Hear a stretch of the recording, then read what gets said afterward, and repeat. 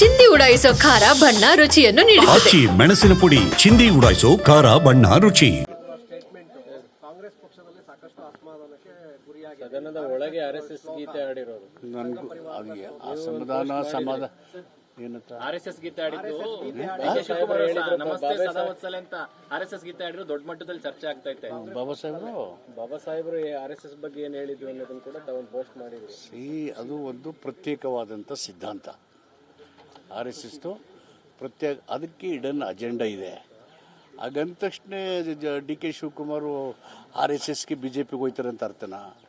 ನಾವು ಹಿಂದೂಗಳಿದ್ದೀವಪ್ಪ ಅನ್ನೋದು ಹೇಳಿದ್ದಾರೆ ಅಷ್ಟೇ ಹೊರತು ಆ ಸಿದ್ಧಾಂತವನ್ನು ಕಾಂಗ್ರೆಸ್ಸು ನಿರಂತರವಾಗಿ ಅಥವಾ ಯಾರ್ಯಾರು ಸೆಕ್ಯುಲರಿಸಮ್ ಡೆಮಾಕ್ರಸಿ ಕಾನ್ಸ್ಟಿಟ್ಯೂಷನ್ ಬಗ್ಗೆ ಬಲವಾದ ನಂಬಿಕೆ ಇದೆ ಅವರೆಲ್ಲರೂ ಕೂಡ ವಿರೋಧಿಸ್ತಾರೆ. ಸರ್, ಈಗ ರಾಹುಲ್ ಗಾಂಧಿ ಅವರೇ ನಾವು ಬಿಜೆಪಿಗಿಂತ ಮೊದಲು RSS ಅನ್ನು ಸೋಲಿಸಬೇಕು, RSS ಸಿದ್ಧಾಂತಗಳು ಹಂಗಿದಾವೆ, ನೀವು ಹಂಗೆ ಹೇಳೋರು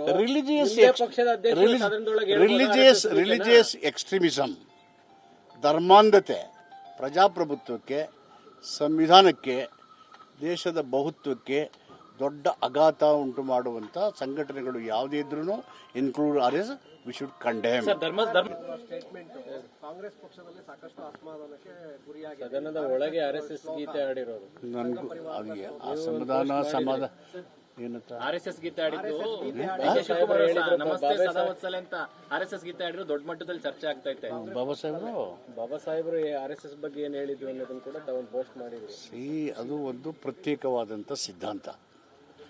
RSS ಪ್ರತ್ಯೇಕ ಅದಕ್ಕೆ ಇಡನ್ ಅಜೆಂಡಾ ಇದೆ. ಹಾಗಂದ ತಕ್ಷಣ DK ಶಿವಕುಮಾರ್ RSSಗೆ BJPಗೆ ಹೋಯ್ತಾರೆ ಅಂತ ಅರ್ಥನ.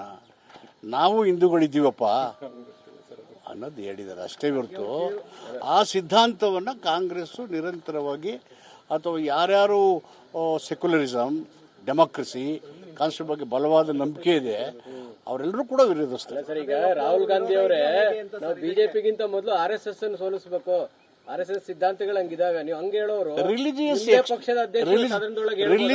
ರಿಲಿಜಿಯಸ್ ಎಕ್ಸ್ಟ್ರೀಮಿಸಮ್, ಧರ್ಮಾಂಧತೆ, ಪ್ರಜಾಪ್ರಭುತ್ವಕ್ಕೆ, ಸಂವಿಧಾನಕ್ಕೆ, ದೇಶದ ಬಹುತ್ವಕ್ಕೆ ದೊಡ್ಡ ಆಘಾತ ಉಂಟು ಮಾಡುವಂತ ಸಂಘಟನೆಗಳು ಯಾವುದೇ ಇದ್ರೂ include RSS we should condemn.